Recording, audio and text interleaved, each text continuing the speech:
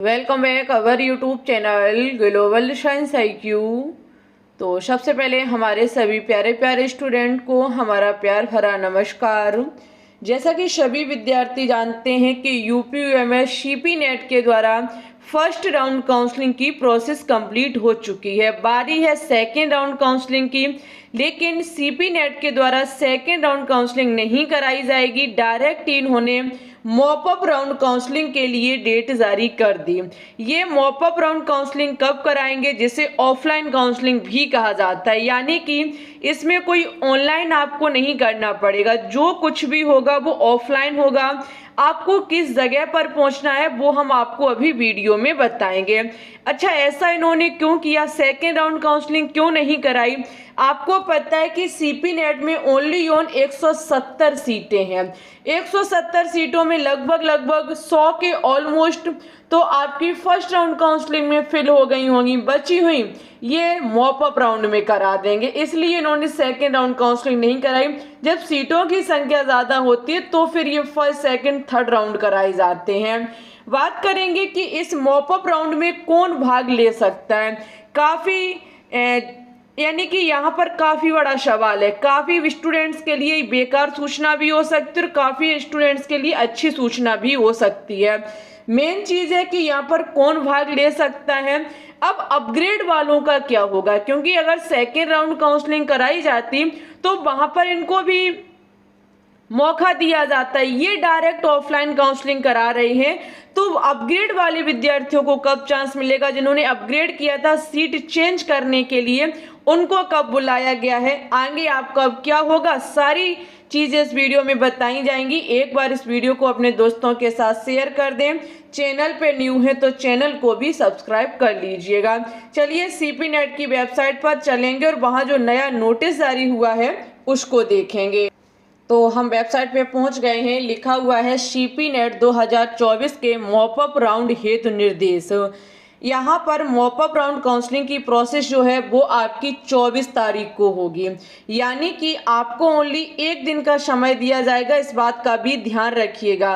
24 तारीख एक दिन आपके पास है ओनली ऑन। यहाँ रिपोर्टिंग का जो समय है आपको वहाँ जहाँ स्थान दिया गया है जो कि है आपका UPUMS ऑडिटोरियम, इस स्थान पर आपको सैफई में पहुंचना है और सुबह 9:30 बजे रिपोर्टिंग का समय है। 9:30 बजे आपको इस स्थान पर पहुंच जाना है।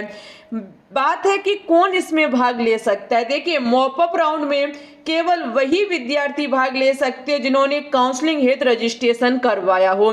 देखो, हुआ क्या है, काफ़ी ऐसे स्टूडेंट्स हैं जिनकी लगभग 300 या 400 रैंक है, लेकिन उन्होंने फर्स्ट राउंड काउंसलिंग में रजिस्ट्रेशन नहीं कराया, क्योंकि वो सोच रहे थे जब सेकेंड राउंड काउंसलिंग होगी हम तब करा लेंगे। अब भाई इन्होंने नहीं कराई। अब इन्होंने ये बोल दिया है कि ऐसे बच्चे जिन्होंने फर्स्ट राउंड में पार्टिसिपेट लिया था लेकिन उनको सीट नहीं मिली, ओनली ऑन वही विद्यार्थी ऑफलाइन काउंसलिंग में भाग ले पाएंगे। मॉपअप राउंड में जो विद्यार्थी रजिस्ट्रेशन करवा चुके हैं उन्हीं को मौका दिया जाएगा। आपको विश्वविद्यालय ऑडिटोरियम रिपोर्टिंग का समय 9:30 बजे रखा गया है। 12 बजे तक ऐसे समस्त अभ्यर्थियों का मॉपअप राउंड काउंसलिंग के लिए रजिस्ट्रेशन करवाया जाएगा, यानी कि जो आपके मॉपअप राउंड काउंसलिंग के लिए रजिस्ट्रेशन आप 12 बजे तक करा सकते हैं। ऐसे समस्त अभ्यर्थियों का मॉपअप राउंड के लिए रजिस्ट्रेशन करवाया जाएगा। 12 बजे के पश्चात किसी भी अभ्यर्थी को मॉपअप राउंड में प्रतिभाग के लिए रजिस्ट्रेशन की अनुमति नहीं दी जाएगी, यानी कि वहां पर कुछ आपसे ये फॉर्म भरवाएंगे, कुछ मॉपअप राउंड करने के लिए रजिस्ट्रेशन अलग से करवाएंगे। उसके लिए आपको 12 बजे तक पहुंचना है, अन्यथा 12 बजे के बाद ये प्रोसेस नहीं होगी। तो इसलिए आपको 9:30 बजे हर हालत में पहुंच जाना है। समस्त जो आपके रजिस्टर्ड अभ्यर्थी को उनके ओवरऑल रैंक के आधार पर बारी बारी से बुलाया जाएगा। देखो, जिसकी कम रैंक होगी उसे पहले बुलाया जाएगा, फिर उसके बाद लाइन से आपके बारी बारी करके सभी बुलाए जाएंगे। सीट का आवंटन होगा, उन्हें तत्काल संबंधी पाठ्यक्रम की फीस ऑन स्पॉट जमा करनी होगी, यानी कि जिस विद्यार्थी को सीट आवंटित होती है उसे अगर वो पाठ्यक्रम से वो सहमत है तो ऑन स्पॉट, यानी कि आपको तुरंत ही वहां पर एडमिशन लेना होगा। अपने बायोमेट्रिक वेरिफिकेशन कराने होंगे। आपको अपने समस्त जो फॉर्म है वो आपको साथ लेके जाने। अगर आपको शीट अलाउड होती है तो तुरंत आपको वेरिफिकेशन कराना होगा। ओके, अपने जो आपके मूल दस्तावेज हैं उनकी दो फोटोकॉपी और अपनी 5 फोटोग्राफ, यानी कि आप अपनी 5 फोटो ले जाएंगे। और जो डॉक्यूमेंट्स हैं, डॉक्यूमेंट्स पर आधारित हम पहले भी वीडियो बना चुके हैं। अगर आपको चाहिए, नहीं मिल रही है तो हमें बताना, हम आपके पास शेयर कर देंगे।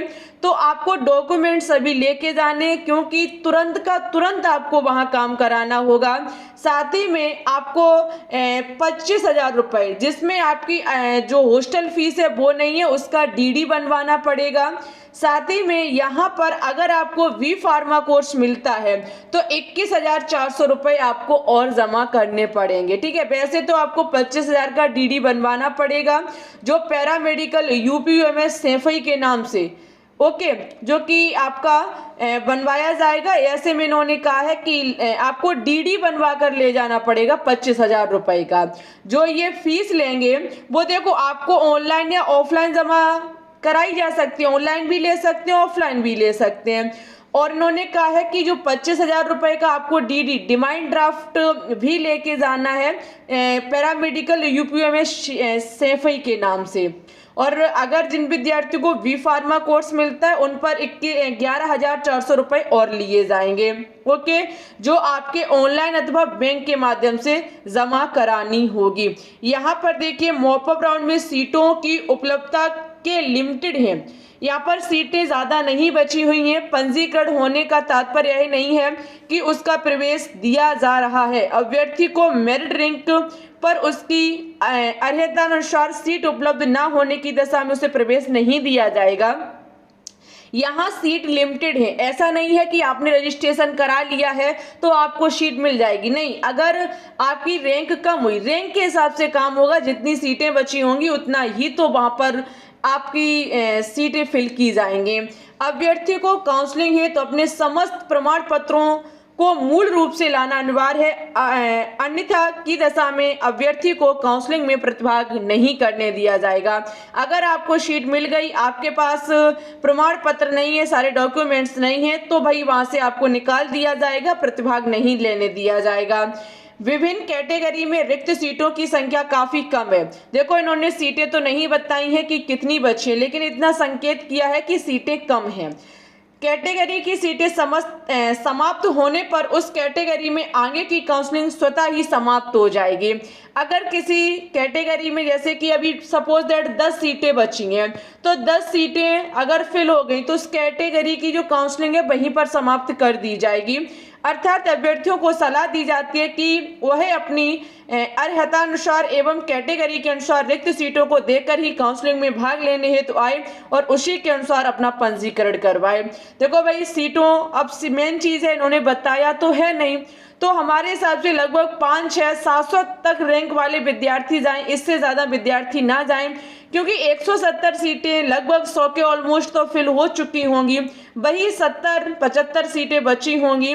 तो आप अपनी रैंक को देखते हुए वहां पर जाएं, ना ऐसा हो आप दूर से आ जाएं और सीट भी आपको ना मिले। लगभग 800-900 हजार है तो आपका आना बेकार है। ओके, समस्त जो आपके यानी कि सभी अभ्यर्थियों को काउंसलिंग है तो अपने समस्त प्रमाण पत्र को मूल रूप से लाना अनिवार्य है, अन्यथा की दशा में अभ्यर्थी को काउंसलिंग में प्रतिभाग नहीं लेने दिया जाएगा।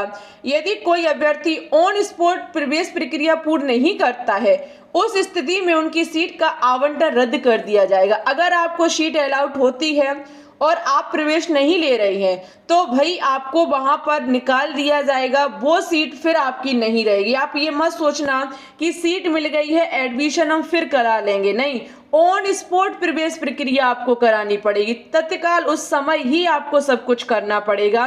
बाद में ये किसी भी प्रकार का कोई मौका नहीं देंगे। आप फीस की व्यवस्था अपने साथ करके ले जाइएगा। मॉप अप राउंड में कोई पुनरावंट अनुमान नहीं होगा। पाठ्यक्रमों की सीटों की संख्या में काउंसलिंग के समय तक परिवर्तन हो सकता है। अगर आपको कोई भी सीट चेंज करनी है तो उसी समय करना होगा, इसके बाद आपको कोई भी मौका नहीं दिया जाएगा। ठीक है, मेन चीज है अब अपग्रेड वालों का। तो चलिए थोड़ी सी हम बात अपग्रेड वालों पर करेंगे। तो ऑफलाइन काउंसलिंग के लिए आपने सारे दिशा निर्देश समझ लिए होंगे। तो मेरी बस इस बात का ध्यान रखना, सीटों की संख्या कम है। अगर आपकी रैंक 700 से नीचे है तो ही आप जाइएगा, अन्यथा कोई फायदा नहीं है, शायद आपको सीट ना मिले। लेकिन फिर भी आप संतुष्ट नहीं हैं हमारी बात से, शायद आपको मिल जाए तो हम इसके लिए मना भी नहीं करते, आप जा सकते हैं। ओके, लेकिन सारे डॉक्यूमेंट्स, अपने रुपए की व्यवस्था साथ करके जाइएगा। आपको हर काम ऑन स्पॉट करना होगा, तुरंत का तुरंत वहीं पर सारी चीजें कराई जाएंगी। बात है अपग्रेड वालों की। तो देखो, अपग्रेड वाले विद्यार्थी पहले तो अपना मेल चेक करते रहें। ठीक है, अपना मेल चेक करते रहें, क्योंकि हो सकता है आपकी जीमेल पर आपके लिए कोई मेल भेजा जाए कि हाँ भाई आ जाओ, आपको भी 24 तारीख को सीट चेंज करने का मौका दिया जा रहा है। फिर ऐसा भी हो सकता है ये कोई जीमेल पर मैसेज ना करें। अभी तक इन्होंने वेबसाइट पर तो कुछ भी जारी नहीं किया अपग्रेड वालों के लिए, लेकिन फिर भी हमारा मानना है जो बच्चे अपग्रेड किए हुए हैं, जिन्होंने अपग्रेड किया है, वो सभी स्टूडेंट्स 24 तारीख को कॉलेज में पहुंच जाएं। जहां पर यहाँ पर ये ऑफलाइन काउंसलिंग होगी, उसी स्थान पर आप लोग पहुंच जाइएगा और अपनी स्थिति वहां कहिएगा जाके कि हम अपग्रेड वाले स्टूडेंट्स हैं, हमने अपग्रेड किया था, उसका भाई हमें बेनिफिट मिलना चाहिए। ठीक है, अगर आप नहीं जाएंगे तो सारी सीटें फिल कर दी जाएंगी, ध्यान रखना इस बात का। बाद में आपका हाँ ना कुछ नहीं चलेगा, और जो आपका पैसा जमा हो चुका है, आप एडमिशन ले चुके हैं, फिर आपको वही सीट रखनी पड़ेगी। तो अपग्रेड वाले विद्यार्थी भी 24 तारीख को कॉलेज में पहुंच जाएं। पहली बात, आज 22 हो चुकी है, शायद कल तक ये कोई नया नोटिस जारी करें। अगर नहीं करते हैं तो अपग्रेड वाले भी 24 को जाएं और वहां पर अपनी बात रखें जा करके, कुछ ना कुछ वो जरूर बताएंगे। हो सकता है उसी दिन पाठ्यक्रम की जो सीटें हैं वो चेंज कर दी जाए। ओके, तो इन सारी चीजों को देखते हुए सभी विद्यार्थी 24 तारीख को पहुंच जाएं और वही विद्यार्थी जाए जिसकी रैंक अच्छी खासी है। आपके डाउट क्लियर हुए हो तो वीडियो को लाइक कर दें, शेयर कर दें, चैनल को सब्सक्राइब कर दें। अगर आपका कोई अदर डाउट है तो आप कमेंट करना, हम उस पर वीडियो जरूर बनाएंगे। ये सारा जो नोटिस है वो टेलीग्राम चैनल पर भेज देंगे, डॉक्यूमेंट्स भी भेज देंगे, तो टेलीग्राम चैनल को ज्वाइन कर लीजिए। मिलेंगे न्यू नोटिफिकेशन के साथ, तब तक के लिए धन्यवाद।